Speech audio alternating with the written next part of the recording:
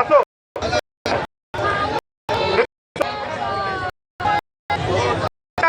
खाली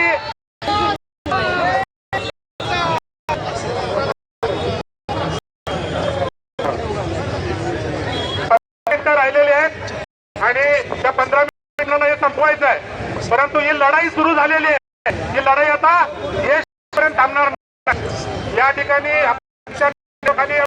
सुरुवात ते आपल्या सर्वांचे नेते सन्माननीय बाळासाहेबजी मारणे सर, त्या शिक्षक संघाचे राज्याचे अध्यक्ष, त्याचबरोबर शिक्षक समितीचे राज्याचे कोषाध्यक्ष, आमचे सर्वांचे मित्र शिक्षक सन्माननीय नंदूजी होळकर, बरोबर मुख्याध्यापक संघटनेचे आमचे मित्र संघटनेचे नेते सन्माननीय सागर, सन्माननीय के.एस. डोमशे सर आणि अर्थाने संस्थाचालक संघटनेच्या वतीनं आमच्या पाठीशी उभे राहिलेले संस्थाचालक संघटनेचे आमचे नेते आणि मार्गदर्शक आदरणीय माजी जिल्हा परिषद अध्यक्ष विजयरावजी बोलते दादा आणि सर्व संघटनांचे पीडीएफ असेल, परिषद असेल, शिक्षक संघ असेल, सर्व संघटना, मनपाचे आमचे डिंबळे सर असतील, बिचाऱ्यांनी 15 दिवस मेहनत घेतलेली या सगळ्यासाठी.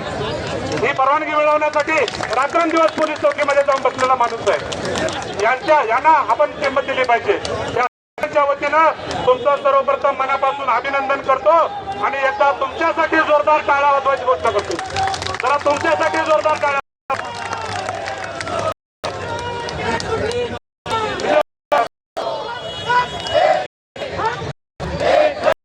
मित्रांनो, ठिकाणी सरकारला 17 आपण मुख्यमंत्री महोदयांना दिली, शिक्षण मंत्र्यांना दिली, अर्थमंत्री नोटीस दिली, शांत राहा तुम्ही आता सूचना करून आणि 17 तारखेपासून आजपर्यंत सरकारने आपल्याकडे आहे का स्थानिक स्वराज्य निवडणुका महत्वाच्या होत्या. काल आम्हाला सांगतायत मोर्चा काढू नका, तुमचा पगार कापला जाईल, तुमच्यावर कारवाई केली जाईल. अरे आमच्यावर कारवाई करणारे खूप जण अनेक वर्ष बघितलेलं आहे. तुमचं काम आहे तुम्ही करा. हा इथं लढणारा सगळा वाघ आहे, हा कुणालाही घाबरणार नाही. त्या सगळ्या वाघिणी आहेत, कुणालाही घाबरणाऱ्या नाहीत. आमच्या माता भगिनी रणरागिणी आहेत, या मोर्चामधून संदेश देत आहेत. मी पगाराला येणारे पळकुटे नाही. आपल्या जुन्या संघटनेच्या अधिकाऱ्यांनी 54 संप केला म्हणून आपल्याला पेन्शन मिळाली. त्यांनी जर 54 दिवस केला नसता तर आपल्याला पेन्शन मिळाली असते का? आणि ती पेन्शन देखील तुम्ही आमच्या हातातून काढून घेताय. तुम्हाला पेन्शन काढून घेण्याचा. आणि जर बोलते साहेब या राज्यामध्ये 5 वर्ष आमदार झाले मिळत असेल, या राज्यामध्ये 5 वर्ष खासदार झाल्यावर पेन्शन मिळत असेल तर खासदार आमदारांना पेन्शन तर प्रामाणिकपणे काम करणाऱ्या शिक्षक गुरुजींना का पेन्शन? वर्ष इमानतद्वारे आमची पिढी घडवण्याचं काम करणाऱ्याला आमदारांना कुणी घडवलं, खासदारांना कुणी घडवलं? त्यांनी जाणीव ठेवावी आणि आमदारांनी खासदारांना. उद्यापासून आम्ही नागपुरामध्ये जाऊन सांगणार आहे, विधान परिषदेमध्ये आणि विधानसभेमध्ये शिक्षण जर प्रश्न घेतले नाही तर जसं मराठा मोर्चामध्ये ठिकाणी लोकसभेच्या आणि विधानसभेच्या लोकप्रतिनिधी त्यांनी सांगितलं आमची मतं येऊ नका, शिक्षक तुमच्या दारात आणि उभं राहू नका, शहाणा असाल तर. हे देखील आपण आमदारांना सांगणार. हातवर करून सांगा. राजकीय कर्मचाऱ्यांना हे सुद्धा आहेत. आनंदाची गोष्ट म्हणजे कालच राजकीय कर्मचारी आपल्या साखर कालच्या आपल्या या सगळ्या भूमिकेला पाठिंबा आहे आणि 9 तारखेपासून बेमुदत साखर उपोषण नागपूरला ठेवलेलं आहे. आम्ही सगळेजण 9 तारखेला उपोषणात सहभागी होणार आहे. आता या ठिकाणी होळकर सरांनी आणि बाळासाहेब मारणे सरांनी आपले पुढले टप्पे खूप महत्वाचे. त्याचा दुसरा टप्पा आहे की नागपूरला 9 डिसेंबरला याच्या 10 पट मोर्चा निघणार आहे. याच्या 10 पट सगळे विदर्भातले लोक त्या ठिकाणी एकत्र येत आहेत आणि लाखो कर्मचारी रस्त्याला येऊन दुसऱ्या टप्प्यामध्ये नागपूरला 9 तारखेला टीईटीचा विषय घेऊन फक्त टीईटी त्या ठिकाणी कारण पूर्वलक्षी प्रभावाने त्या ठिकाणी बसलेल्या अधिकाऱ्यांना मला विचारायचं आहे कलेक्टरना की तुम्ही परीक्षा दिल्यानंतर 20 वर्ष सेवा केल्यानंतर पुन्हा देऊ शकाल का? तुम्ही देऊ शकाल का? तुम्ही आजोबा झाल्यानंतर पुन्हा एमपीएससीतनं पास होऊन याल का? अरे जरा विचार करा.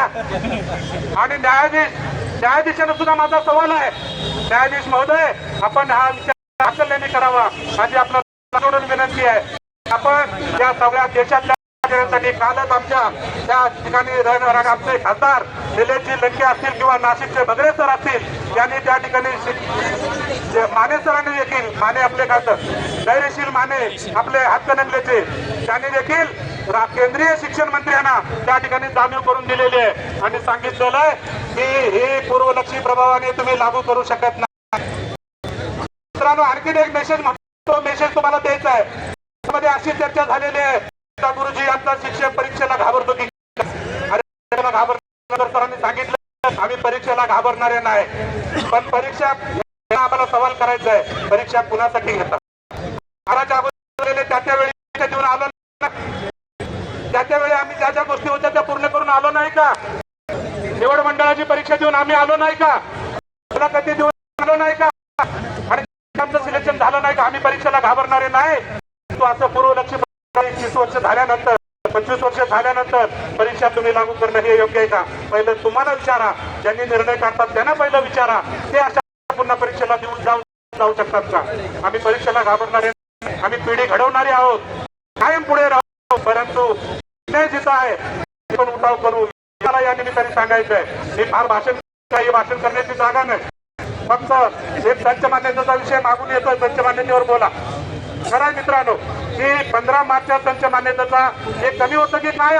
पीईटी झाली, जुनी पेन्शन झाली, पदभरती तर नाही, शिक्षक शिकवायला नाही, शाळेत गुरुजी नाही, शिक्षकेतर कर्मचारी प्रयोगशाळेत नाही, ग्रंथालयात नाही, ऑनलाईनच्या कामाचा ढिगारा चालू आहे आणि हे सगळं कमी होतं की काय? म्हणून 15 मार्चचा संच मान्यतेचा GR 60% कमी शाळा बंद करण्याचा डाव घातलेला आहे. करणारा तुम्ही गरीब शेतकरी मुलीच्या शिक्षणासाठी, गरीब शेतकरी कुटुंबातल्या मुलांच्या शिक्षणासाठी काय आहे त्या ठिकाणी? आणि म्हणून 15 मार्चचा संच मान्यतेचा GR सुद्धा रद्द झालाच पाहिजे. जरा हात उचलून सांगा, रद्द झालाच पाहिजे, रद्द झालाच पाहिजे. ईडी रद्द झालीच पाहिजे, जुनी पेन्शन मिळालीच पाहिजे. आणि म्हणून मी आता भाषण करत नाही, तुम्ही सगळेजण मोठ्या संख्येने आल्याबद्दल तुमच्या सगळ्यांच्या प्रती व्यक्त करतो, तुमचं सगळ्यांचं अभिनंदन करतो. ही लढाईची सुरुवात आहे, या लढाईला थांबायचं नाही. तिसरा टप्पा फक्त सांगतो, या महाराष्ट्र सरकारला परवडणारा नाही. तिसरा टप्पा या महाराष्ट्र सरकारला परवडणार नाही. तुमची तयारी का? मला हात उठावून विचारायचं आहे. आझाद मैदानावर मुंबईला बेमुदत आंदोलन करणार आहोत. तिसऱ्या टप्प्यामध्ये करायचं का? आझाद मैदानावर बायका पोरांसह जायचं का? बायका पोरं घेऊन बेमुदत बसायचं का? आणि मग तिसरा टप्पा आपण देखील करू. जर शासनाचे डोळे उघडले नाही तर ते देखील आपण करूया. एवढंच आणि थांबतो. धन्यवाद.